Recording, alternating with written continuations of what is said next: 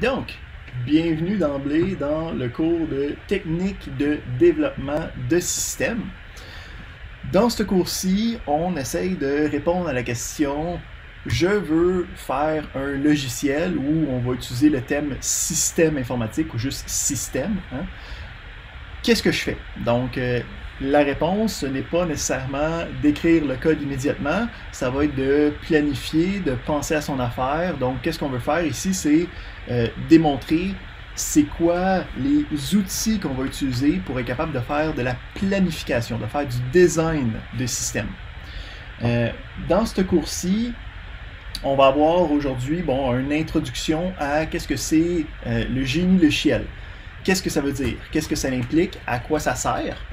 Mais on n'ira pas dans les techniques de génie logiciel. Ça va être réservé pour un cours que vous allez faire à la prochaine étape, qui va être votre projet final, en fait, où il va falloir intégrer de la gestion de projet, puis les pratiques et techniques de gestion de projet courantes, qui sont les méthodes agiles. On va revenir à ce mot-clé-là, un buzzword comme il ne s'en connaît peu. On va regarder majoritairement dans ce cours-ci comment on va s'outiller pour être capable de faire ces techniques-là à la session prochaine.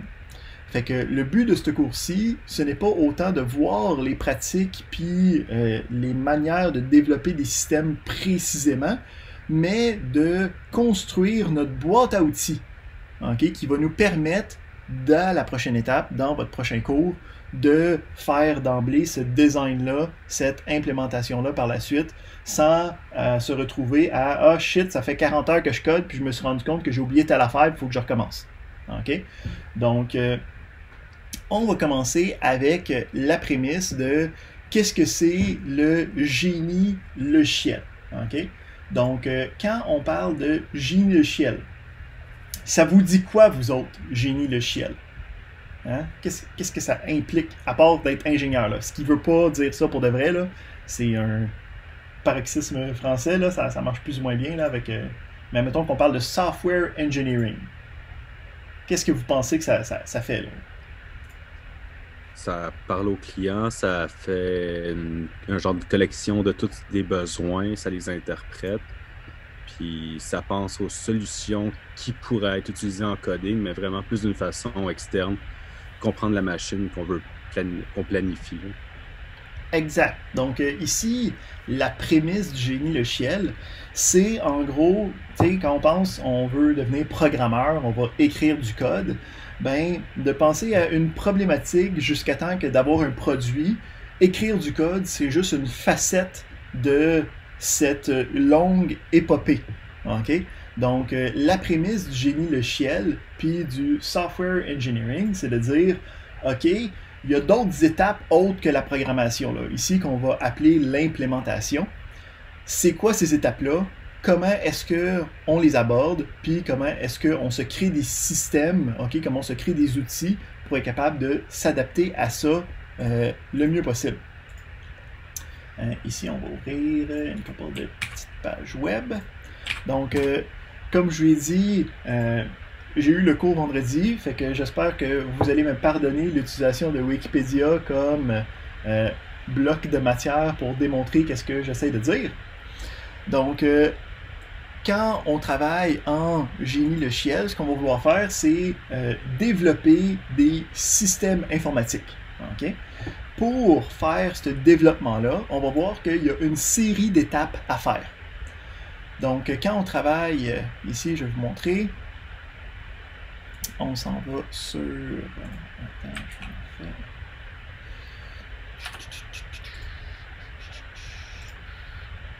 Celui-là ici. Oups. Donc, quand on travaille dans le génie logiciel, il va falloir se rendre compte du cycle de vie d'un logiciel, du cycle de vie d'une application. Donc, en tant que programmeur, habituellement, on travaille sur l'implémentation d'éléments, mais quand on regarde dans le cycle de vie logiciel, c'est juste une des étapes possibles. Là, ici, quand on parle de cycle de vie logiciel, il y a différentes définitions de c'est quoi le cycle de vie logiciel, donc différentes étapes disponibles, mais les grandes lignes reviennent toujours. OK? Donc, des fois, il y en a 6, des fois, il y en a 5, des fois, il y en a 10 étapes, mais on va voir que les grandes lignes de ces étapes-là sont toujours les mêmes. Donc, je regarde ici ce cycle-là qui est circulaire, ou si je regarde plutôt ce cycle-là qui, je pense, qu'il y en a 11 différentes étapes, là, OK? Les prémices puis les grandes étapes sont les mêmes. Donc, quand on travaille dans le génie logiciel, on veut développer des systèmes, donc on va avoir les grandes étapes. L'implémentation, la programmation, c'en est une. Ça, vous avez en masse de cours pour travailler là-dessus puis développer ça. C'est pas le but de ce cours-ci. Donc, le but de ce cours-ci va se passer en fait dans l'étape juste avant, qui est la partie de design. Fait que si on regarde la série des étapes, puis on essaie de mettre des mots sur ces différentes étapes-là.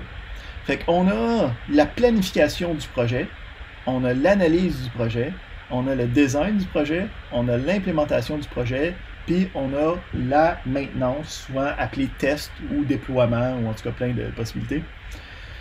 Donc, puis on voit ici que c'est circulaire. Donc, on va revenir là-dessus sur le réitératif de la chose, mais on va premièrement juste décortiquer chacune de ces étapes-là ensemble. Fait que je suis, OK, un gars, une boîte de génie logiciel, j'aide du monde à trouver des solutions informatiques à leurs problèmes.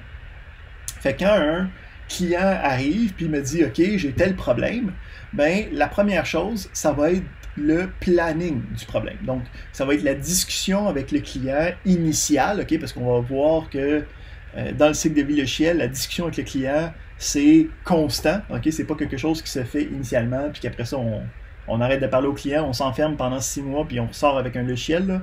C'est pas la meilleure manière de faire. Donc, durant le premier, ça va être de voir, OK, ben c'est quoi les besoins du client? OK, c'est quoi les actions que tu veux qu'ils soient disponibles?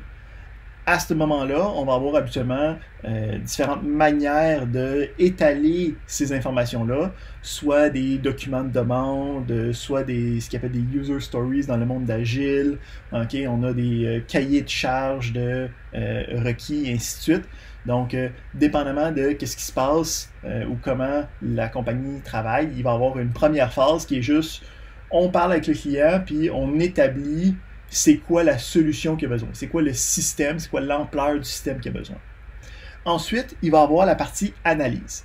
La partie analyse, ça va être de prendre qu'est-ce que les besoins que le client a, puis transformer ça en requis pour des systèmes informatiques.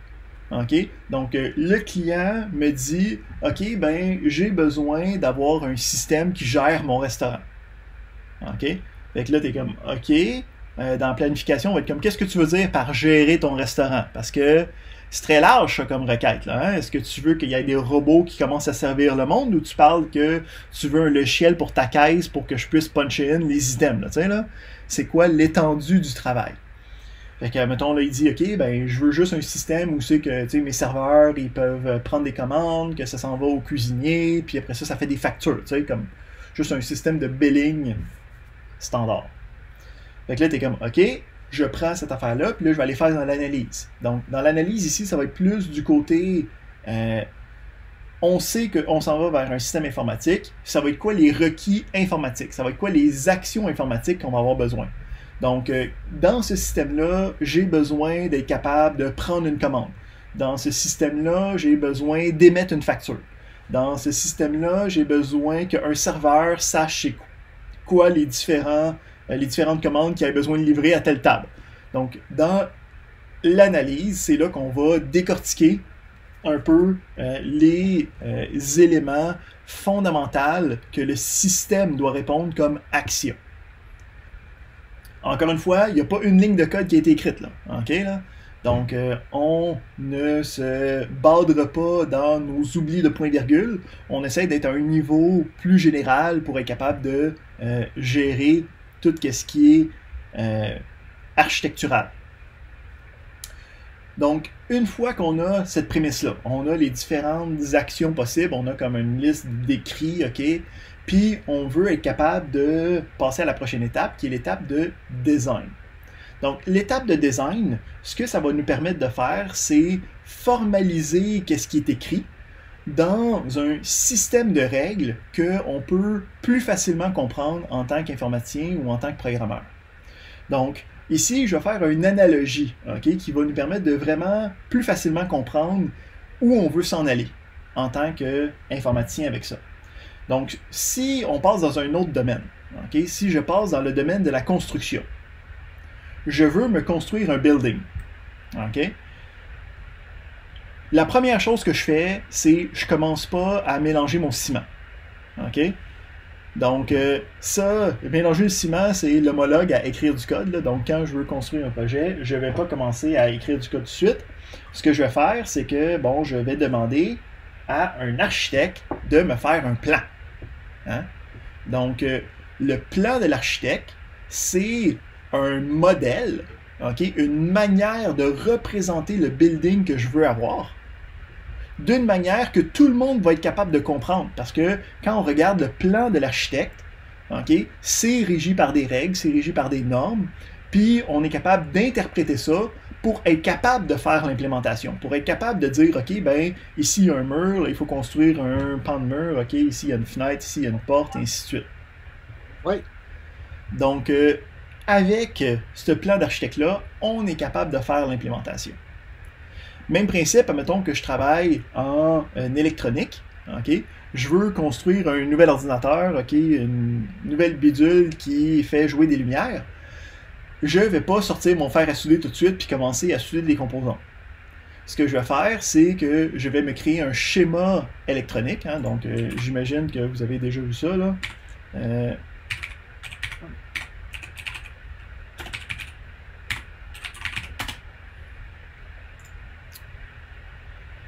Des affaires de même, là. Donc un schéma électronique qui me permet de représenter, de modéliser des éléments réels, mais d'une manière que tout le monde comprenne qu'est-ce que ça veut dire sans aller avoir faire la chose pour de vrai. Fait que là, on a tous ces domaines-là qui ont de la modélisation possible. Là, nous autres, on retombe dans notre bateau, puis on dit, OK, je veux créer un système informatique. Je veux créer un logiciel, je veux créer une architecture pour régler un problème. Comment je fais pour moi modéliser mes idées? C'est quoi mon langage de modélisation? Comment je fais pour représenter ces différentes idées-là? Puis, ça a pris du temps. Donc, il y a eu différents langages de modélisation qui se sont amenés à travers les temps. Il y a eu, surtout dans les années 80, fin des années 90, il y en avait beaucoup, puis dépendamment de lequel tu utilisais, c'est comme si tu te fermais aux autres qui étaient disponibles. C'est comme si tu étais capable de juste lire un type de plan pour construire une bâtisse, puis pas un autre type de plan. Mais heureusement, on vit dans un futur utopique où on est rendu avec juste un langage de modélisation. Puis ce langage de modélisation-là, c'est ce qu'on appelle le langage UML.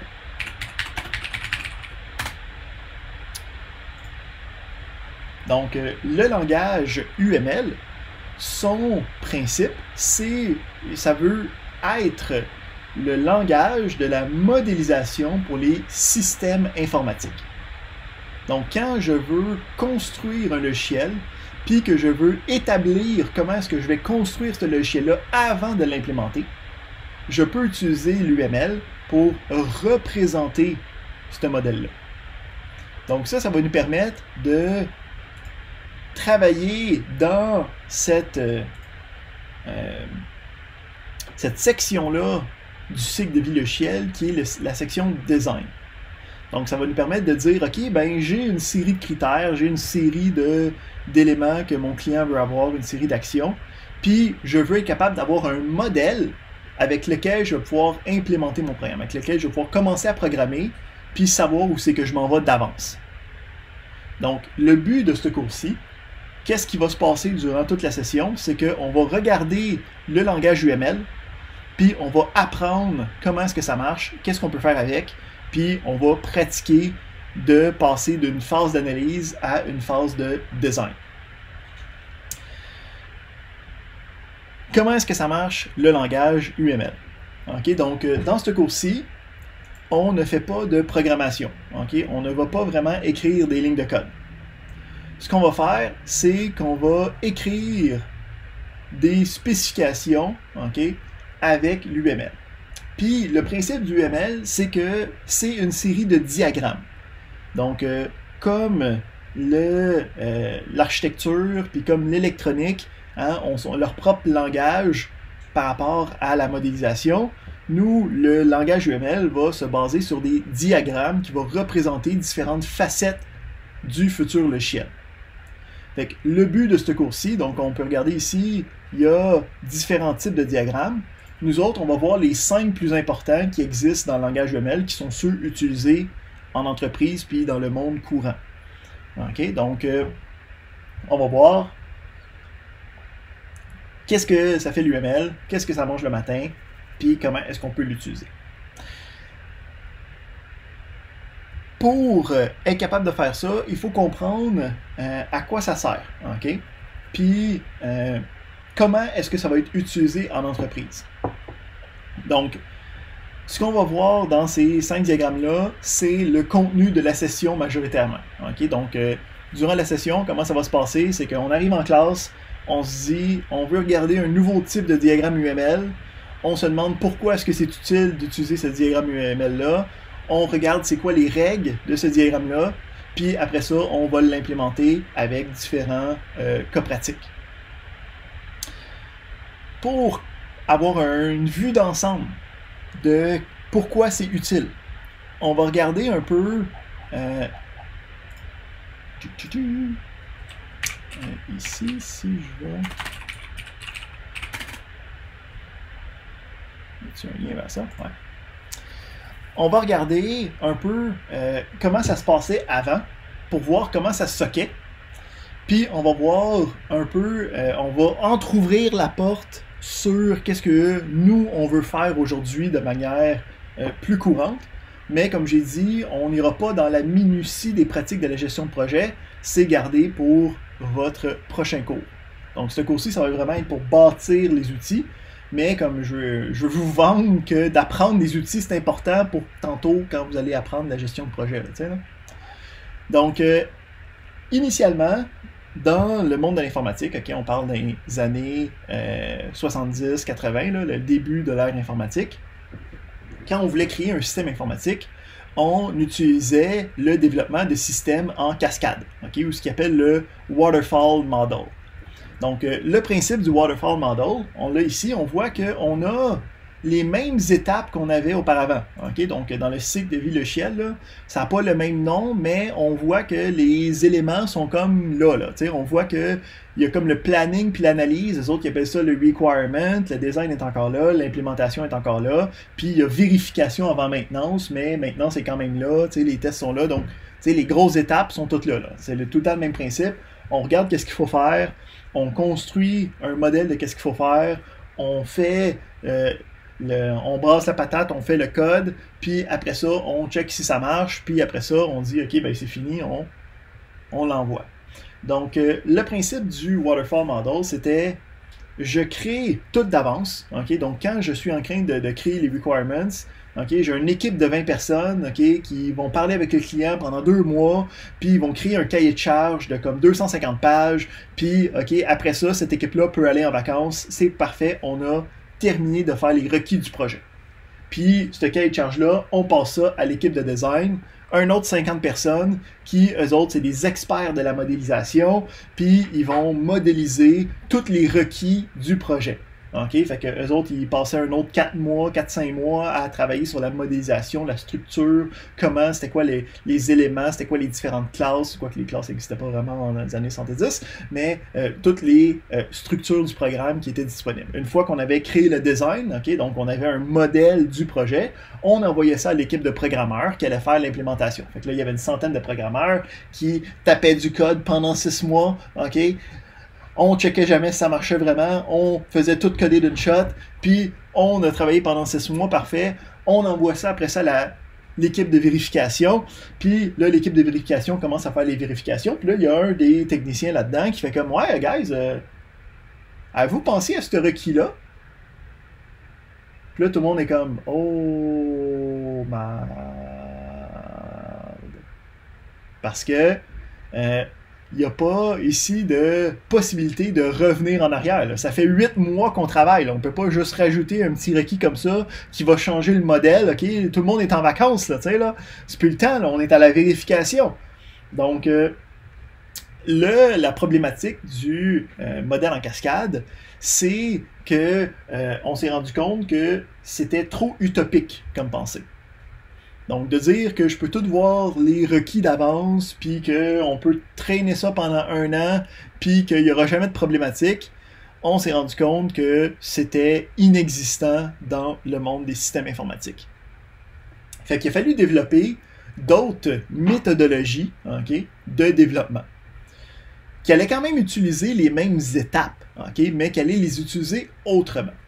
Fait que la méthodologie, il y a eu différentes méthodes, puis différents vents de méthodologie. Ce qui est courant aujourd'hui, puis ce qu'on a trouvé qui était le plus efficace, ça ne veut pas dire que c'est la meilleure méthode, on est toujours en train d'apprendre, c'est une science qui est passablement nouvelle, là, quand tu y penses, l'informatique, comparé, mettons, à les mathématiques ou la physique, qui a une couple de centaines d'années derrière eux autres. Nous autres, on a juste une quarantaine d'années, on a juste une génération de monde là, qui ont fait de l'informatique.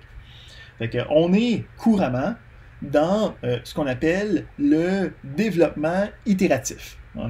Donc, le développement itératif, ça vient avec la prémisse que cette boucle-là, on va la faire plusieurs fois à l'intérieur d'un même projet. Donc, on va être capable de dire, je reviens à mon planning, je reviens à mon analyse, je reviens à mon design pour implémenter quelque chose de nouveau, puis ça fait une boucle au fur et à mesure qu'on avance pour être capable de mieux gérer la prémisse de, quand on commence, on ne sait jamais où c'est qu'on va se rendre, littéralement. La méthodologie, donc il y a une méthodologie qui est survenue pour être capable de bien, mieux gérer cette technique de développement-là, qui était la méthode agile.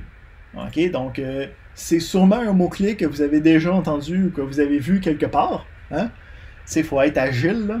Donc, vous allez voir aussi si vous allez commencer à regarder, mettons, des offres de stage et ainsi de suite. Vous allez voir, ça veut dire ici, cette industrie travaille en agile, donc il faut être compétent en agile. Donc, le principe d'agile, c'est une méthode de développement de systèmes informatiques qui prend en compte les problématiques inhérentes de développer des systèmes informatiques. Que ça se peut que ça change de requis, qu'on se rend compte qu'il y a telle affaire qui ne marchait pas vraiment bien, puis qu'il faut changer, puis que la méthode en cascade, ça n'a plus rapport. Fait que si on regarde ici, tout vient du manifesto, qui a été écrit, qui demande d'avoir 12 principes à appliquer dans une entreprise pour être une entreprise qui se dit agile. Donc on va voir qu'avec le temps, ce manifesto-là, c'est comme les 10 commandements. Là. Il y en a 12, mais c'est comme les 10 commandements. Puis à partir de là, il y a une église qui s'est construite. Là. Fait que si tu regardes, puis tu regardes le film des 10 commandements, ou tu regardes qu'est-ce que Moïse a fait, puis tu regardes qu'est-ce que l'église fait aujourd'hui, t'es comme, je suis pas certain de comment on s'est rendu de là à là, mais sûrement qu'il y avait des bonnes raisons. Fait que la prémisse, je vais mettre le lien de tous les différents liens que j'ai mis sur Teams après le cours. Donc, s'il y avait une question en passant, vous pouvez parler dans le Zoom chat, je le regarde.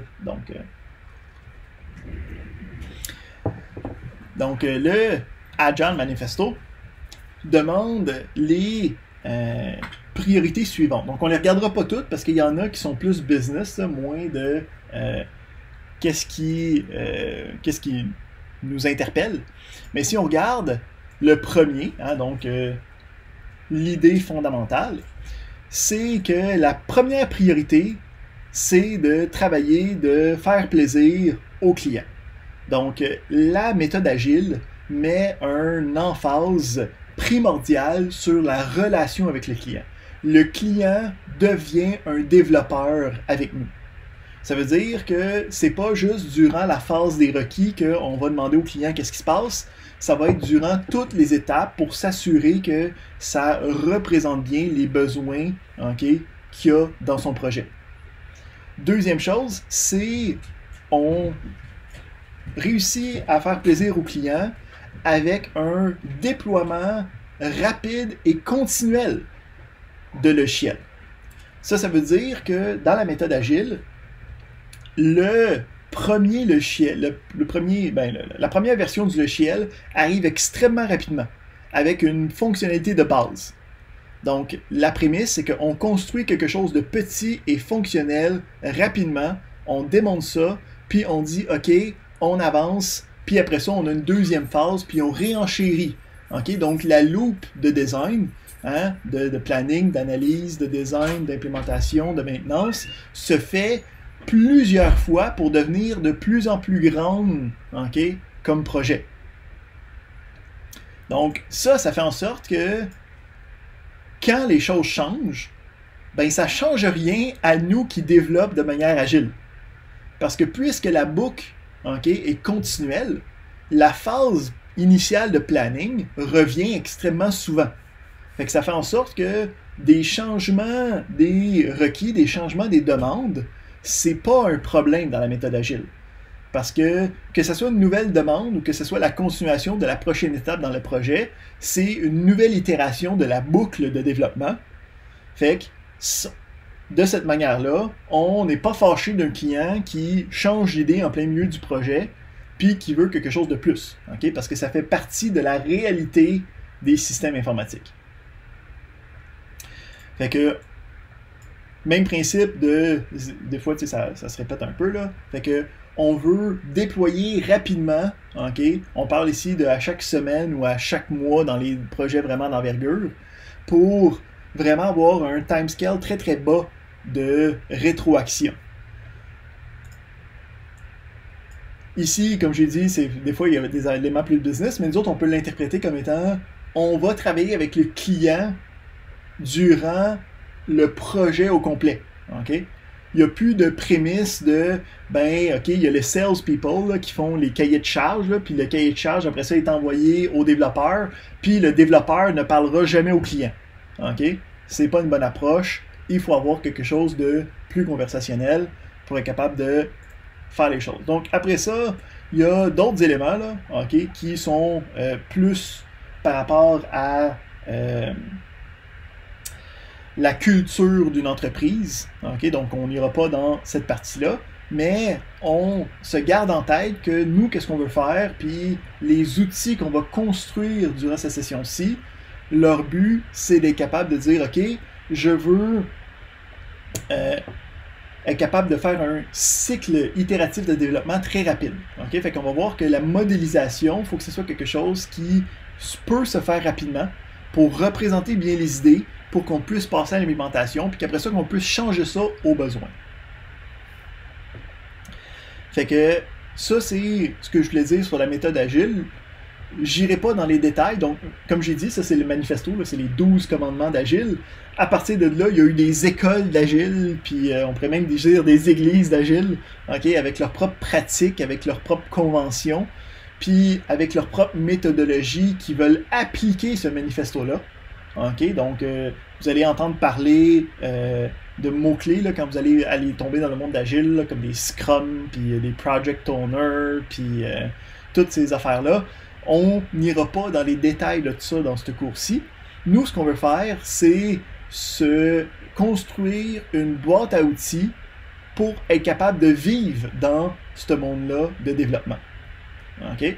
Donc, nous, ce qu'on va vouloir faire, c'est regarder l'UML comme étant un langage standardisé de modélisation, de la même manière qu'on regarde un plan architectural ou on regarde un schématique électronique, puis si on sait c'est quoi les règles de ce format-là, on est capable de faire l'implémentation facilement. Donc l'UML, super cool parce que ça nous fait un langage formalisé pour les idées qu'on veut avoir pour nos systèmes informatiques. Évidemment, le downside, c'est il faut l'apprendre pour être capable de l'utiliser. Donc, il faut voir les règles du système pour savoir, OK, ben, tel type de flèche ou tel type de notation veut dire telle chose. Puis c'est ça qu'on va voir dans ce cours-ci. Donc, on va voir les différents diagrammes UML. Juste pour voir qu'est-ce que ça implique des diagrammes UML. Donc, ici, préparez-vous, là, je vais vous demander d'activer vos microphones. OK, donc, allumez vos cerveaux par rapport à la question que je vais poser. Vous avez fait votre cours de base de données, hein, à votre deuxième session, là, il y a quelques temps. Durant les premières semaines, hein, vous n'avez pas fait du SQL. Est-ce que ça vous dit quelque chose, ça, de faire des boîtes avec des flèches? Oui. Hein? Oui, bon.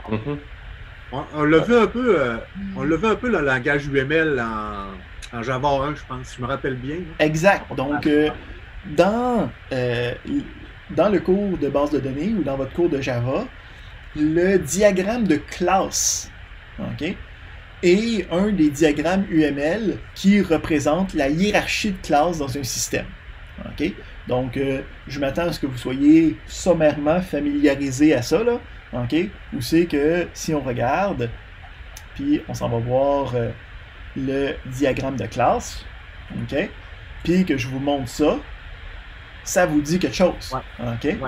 Donc, j'ai quelque chose ici qui représente une classe Bank Account. Dans la classe Bank Account, je peux voir que j'ai deux propriétés avec différents types, puis j'ai deux méthodes qui viennent avec. OK? Puis on sait, OK, de la manière que c'est formalisé que ben, la première case en haut, c'est le nom de la classe. La deuxième boîte à l'intérieur de la grosse boîte, c'est les différentes propriétés. Puis la troisième boîte, c'est le nom des différentes méthodes. OK? Donc, c'est ça les règles. C'est comme ça qu'on est capable, après ça, d'implémenter cette classe-là de manière facile et conviviale. Okay? Parce qu'on a déjà pensé à toutes les problématiques. C'est quoi les différentes propriétés que j'ai besoin? C'est quoi les différentes méthodes que j'ai besoin? Et ainsi de suite. Fait que quand on travaille avec les diagrammes UML, les diagrammes de classe font partie de un des diagrammes que l'UML est capable de représenter. Fait qu'ici, on a la hiérarchie de tous les diagrammes. Fait qu'on peut voir que les diagrammes UML, c'est séparé en deux grandes familles. Okay? Les diagrammes structurels, puis les diagrammes comportementaux. Okay? Si on regarde dans les diagrammes structurels, à l'intérieur, on a différentes possibilités, puis il y en a un là-dedans qui est le diagramme de classe. Hein? Donc, on en a déjà vu un, on va le voir plus en détail dans ce cours-ci, mais on peut voir que c'en est un qui représente la structure du programme. Fait que si on regarde sommairement les autres, donc je veux juste vous montrer c'est quoi les différents diagrammes qu'on va utiliser, juste avec une ligne directrice de qu'est-ce que c'est supposé de faire. OK? Puis, au fur et à mesure, on va pouvoir revenir puis se rappeler de OK, ben c'est celle-là qu'on voit, puis là, c'est toutes les règles, et ainsi de suite. Fait que le premier qu'on va regarder, ça va être le Use Case Diagram, OK? Le diagramme de cas d'utilisation. Ça nous permet de prendre les requis du client puis d'aller représenter ça dans notre système. Donc, la prémisse du diagramme de cas d'utilisation, ça nous permet de dire, OK, ben voici le système que je veux créer. OK? Habituellement, quand on crée un système informatique, ça va être pour que quelqu'un l'utilise, hein, ou quelque chose, soit un autre serveur, soit quelqu'un. OK? Fait qu'ici, on va avoir le principe d'acteurs qui va être capable d'interfacer avec le système. Fait qu'ici, ça reprend, la prémisse tantôt quand j'ai dit, il y a un client qui demande une manière de gérer le fonctionnement de son restaurant. Là. OK? Vous allez voir, c'est le cas typique de diagramme UML. Là. C'est avec ça qu'on va revenir et qu'on fait comme notre exemple. OK? C'est comme le Hello World du diagramme UML. Donc, on a ici un système de paiement où les clients peuvent prendre des actions, puis ces actions-là, ben, doivent avoir aussi un serveur qui agit sur cette action-là pour être capable de gérer le système au complet. Donc, le diagramme de cas d'utilisation, son but, c'est de représenter les différents acteurs, okay, qui est capable d'interfacer avec le système, puis les différentes actions que le système peut prendre. Mais on voit ici que c'est un très haut niveau, là, OK? On n'est pas en train de parler de classe, on n'est pas en train de parler de protocole de communication, on n'est pas en train de parler de structure de données, rien de ça, OK? Donc ça, c'est plus l'élément qu'on peut montrer au client pour dire, est-ce que ça semble correct, là? Y a-tu quelque chose là-dedans qui cloche ou que tu voyais pas comme ça ou qu'on peut comme discuter par rapport à qu'est-ce que tu as besoin? Fait que ça, c'est notre cas d'utilisation. Ensuite, on va avoir le diagramme de séquence. Donc, le diagramme de séquence, ça va nous permettre de représenter le flow d'une communication. OK?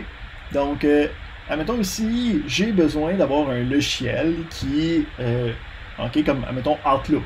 OK? Donc, dans Outlook, tu as un piton qui est checkmail. Puis quand tu fais ça, il y a un paquet d'actions qui arrivent, OK?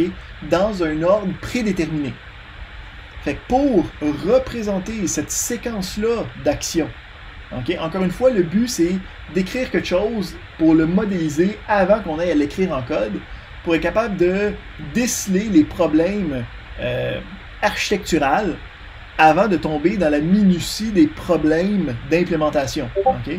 Parce que quand tu es en train d'écrire, c'est déjà assez difficile de ne pas oublier de mettre les points-virgules, de mettre la bonne utilisation de création de classe, d'utiliser les bonnes... Tu sais, fait que pendant ce temps-là, on veut être capable de, avant ça, dire, OK, ben est-ce que ma communication est fonctionnelle? Tu sais? Fait qu'ici, si on a cet exemple-là, quand je clique sur mon check mail, ben, il se passe un paquet d'affaires. Premièrement, mon ordinateur va envoyer les différents courriels qui n'ont pas encore été envoyés au serveur. Donc ça prend un certain temps. Après ça, il y a une requête sur c'est quoi les nouveaux courriels que j'aurais peut-être pas reçus.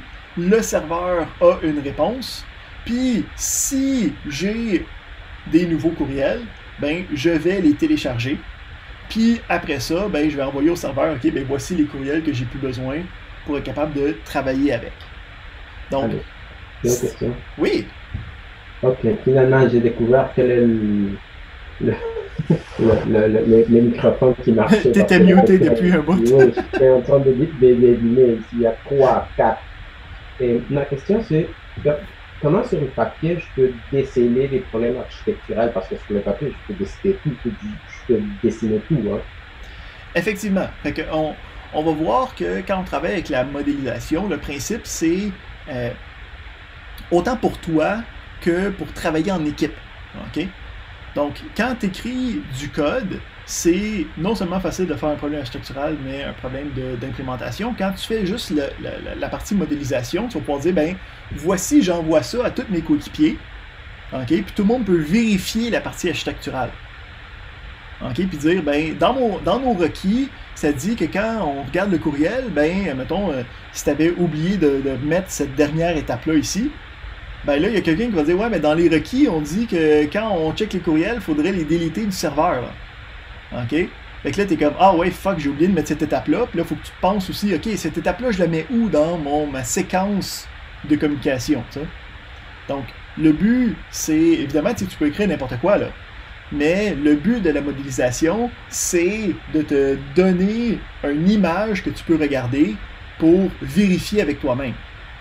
OK? Donc, c'est de dire, voici ce que c'est supposé avoir de l'air. C'est comme dire un architecte, construis-moi une maison qui ne se bâtit pas. Il va faire parfait, il va écrire n'importe quoi, mais quand tu regardes un plan architectural ou un plan schématique, c'est pour regarder, est-ce que ça fait du sens? T'sais? Est-ce que j'ai tout mis ce que j'avais besoin avant de commencer à aller dans la minutie où c'est que je peux faire d'autres types d'erreurs? Ça répond-tu à ta question? Ou c'est... Oui, c'est bon. Oui, merci.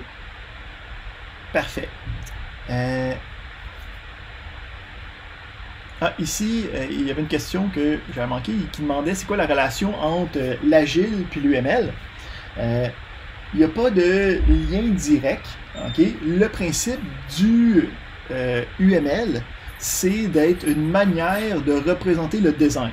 Okay? Donc, dans la méthode agile, il y a une phase de design où c'est que là, tu peux utiliser les outils puis les différents éléments que tu veux.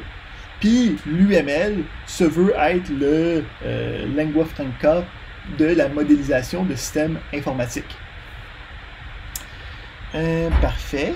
Fait que si on regarde quelques autres diagrammes, juste pour voir, encore une fois, ici on fait juste un éventail de qu'est-ce qu'on a vu, qu'est-ce qu'on va voir durant la session. Donc, on a aussi les diagrammes de classe qu'on avait vus, où on peut avoir autant juste une classe qu'une hiérarchie qui représente de la généralisation ou de l'héritage de classes de disponibles. Donc, on va aller voir qu'il y a plus de choses que ce qu'on avait vu auparavant à l'intérieur de ça, différentes manières de représenter les choses. On a aussi des vues plus dynamiques des systèmes. Okay? Donc, on va regarder le diagramme d'état. Jusqu'à présent, mettons dans le diagramme de classe, ou dans le diagramme de structure, il y a une espèce d'architecture qui dit que ça va se passer comme ça. Dans le diagramme d'état, ce qui est intéressant, c'est qu'on rajoute le système va être dans un endroit dans ce diagramme-là à tout moment. Donc, le but du diagramme d'état, ce qu'on appelle le state machine ou le diagramme de machine à état. Donc, le diagramme de machine à état, c'est son vrai nom, là, mais pas mal tout le monde le simplifie à juste diagramme des états. Donc, le but du diagramme des états, c'est de dire, OK, je veux représenter la structure des états que mon système peut avoir, puis c'est quoi les actions que je peux avoir dans cet état-là. Donc, ici, j'ai un exemple qui démontre l'utilisation de la touche Caps Lock avec un clavier. C'est quoi la machine à état qui travaille avec ça? Donc, quand je regarde ça ici, je peux voir que je commence, puis j'arrive dans notre premier état qui est le défaut. Donc, quand je suis dans cet état-là, il faut que j'aie une action, une activité qui va me permettre de transitionner à un autre état. Donc là, si je regarde dans les flèches sortantes, dans les flèches qui vont me permettre de sortir de cet état-là, j'ai deux possibilités. Soit que je pèse sur Caps Lock, ou soit que je pèse sur n'importe quelle autre touche. Donc, si je pèse sur n'importe quelle autre touche, qu'est-ce qui se passe? Ben, j'envoie la lettre en minuscule. Parce que par défaut, quand je pèse sur mon clavier, c'est en minuscule. Puis je reviens où c'est que j'étais. Fait que je peux peser autant de fois que sur n'importe quelle touche, sur n'importe quelle lettre en fait, là, puis ça va l'envoyer en minuscule.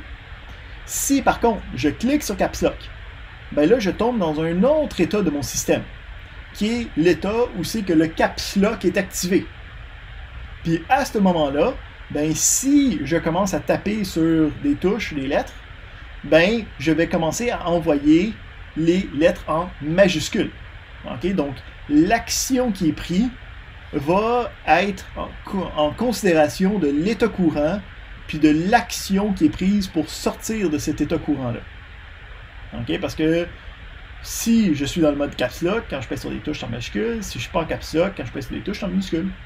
Puis comment je fais pour revenir à l'arrière? Ben, je repèse sur le mode Caps Lock pour revenir dans mon état initial.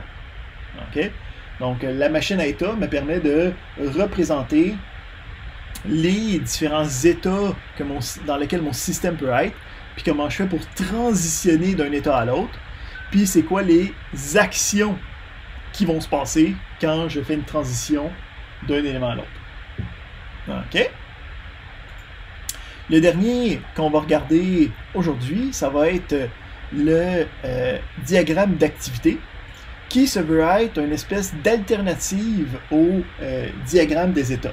Le diagramme des états, il y a une lacune fondamentale, c'est que dans ces règles, le système ne peut être que dans un état à la fois. J'ai pas le droit d'être dans deux états, ça ne marche pas avec les règles qu'on a bâties pour le diagramme des états. Le diagramme d'activité, ça veut être une espèce d'alternative où on va pouvoir avoir plusieurs activités qui arrivent en même temps. Donc, c'est plus un organigramme là, où c'est qu'on descend, puis on prend des décisions par rapport à ça. Puis, on a la possibilité des fois de dire, ben, en même temps qu'un élément arrive, il va y avoir deux activités qui vont se passer en même temps. Donc, c'est une autre manière de représenter l'activité qui va se passer dans un système, mais d'une manière un petit peu plus malléable, où c'est qu'on va pouvoir représenter des choses qui ne sont pas possibles dans le diagramme des états. Fait que ça, c'est les 5 différents diagrammes. Oui. Alors, si le diagramme d'activité peut représenter beaucoup de choses, pourquoi utiliser le diagramme d'état? Le diagramme des états, qu'est-ce qui est intéressant, c'est que c'est beaucoup plus facile de l'implémenter par la suite. Justement parce qu'il est plus rigide. OK? Fait que ça fait en sorte que ça se traduit beaucoup plus facilement en code. Fait que le diagramme des états va être utilisé quand on peut, parce que ça va nous permettre de faire l'implémentation plus facilement. Quand on n'est pas capable d'utiliser le diagramme des états, ben là, on va regarder le diagramme d'activité pour avoir une vue de plus d'ensemble. OK? Mais il est moins direct à implémenter celui-là. Le diagramme d'état, c'est vraiment, tu peux le prendre, puis tu peux le coder presque textuellement, puis c'est ça qui est intéressant avec. Fait que c'est ça la différence entre les deux. Est-ce que ça clarifie pourquoi est-ce que les deux existent? Oui, excellent. Parfait. Donc, dans ce cours-ci, on va regarder dans une première partie de cours, donc nous autres, c'est ce vendredi, là, on va regarder comment est-ce qu'on va travailler avec les éléments d'analyse. Donc, dans la partie d'analyse, on va quand même faire quelques travaux pour voir qu'est-ce qu'on peut recevoir comme élément d'analyse. Okay? Que ce soit des requis, que ce soit un cahier de charge, que ce soit des user stories.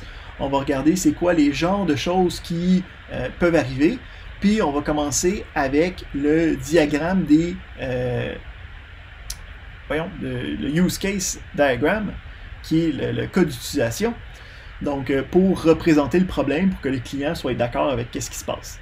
Puis, à partir de là, une fois qu'on a ça, ben là, on peut commencer à travailler sur chacun des systèmes possibles de notre programme pour réussir à le représenter avec les différents diagrammes qu'on a vus aujourd'hui.